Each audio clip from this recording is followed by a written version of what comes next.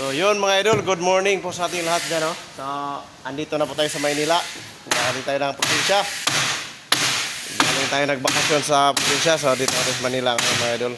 Balik trabaho naman tayo, tapos na yung araw na bakasyon natin. So ito po yung trabaho namin ngayon. So mga kasama namin ito, si Idol Richie.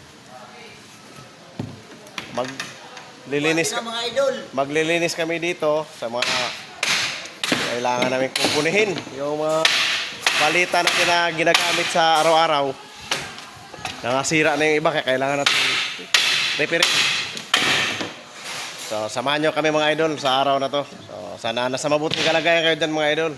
Yung mga hindi pa pala nakapag-subscribe dyan, baka pwede naman maka-subscribe na po kayo para mas updated pa tayo mga idol sa mga gawin pa natin mga video. So ito na po mga idol, magsisimula na po tayo. Tara, samahan nyo kami. So bale ito kasi mga idol, gamit ito sa mga malalaking crates na dumating sa amin. So pag i-deliver namin, minsan yung laman lang kinukuha, tapos yung kahoy binabalik sa amin kasi wala doon na mapaglagyan doon. Kaya ang gagawin namin, sisirain namin at pwede pa rin namin mapakinabangan yung part na yan. Gagawin natin ganito mga idol, sahig ito.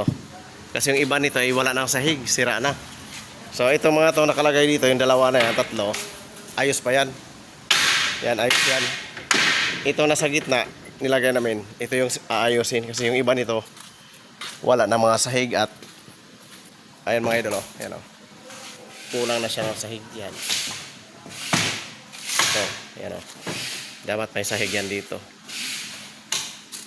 Marami pang sira, wala mga sahig, ayan.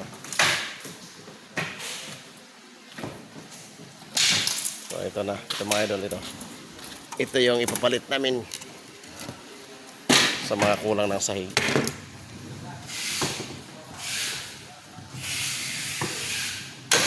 At yung iba naman na kasama natin ay maglilinis sa sasakyan. Bumili pa ng pako si Idol Dongs. Ayaw pala si Idol Fox, nilinis niya muna yung service natin, yung Travis.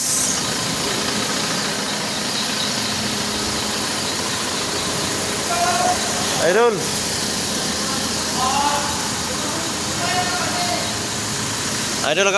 ano lang yung simi lang wag masyadong basa-basa sa semento kasi nakakahiya.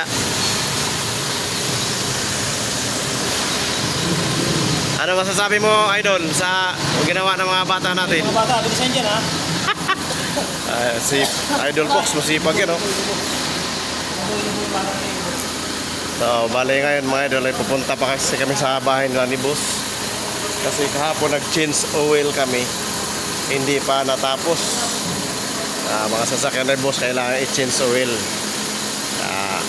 Balikan namin ngayon. So noong isang araw pa pala tayo dito mga idol dumating galing sa probinsya. Hindi na ako nakapag-vlog kasi busy pa mga idol. May mga pinupuntahan pa rin ako sa kapatid ko. Ngayon na tayo nakapag-vlog dito sa bodega.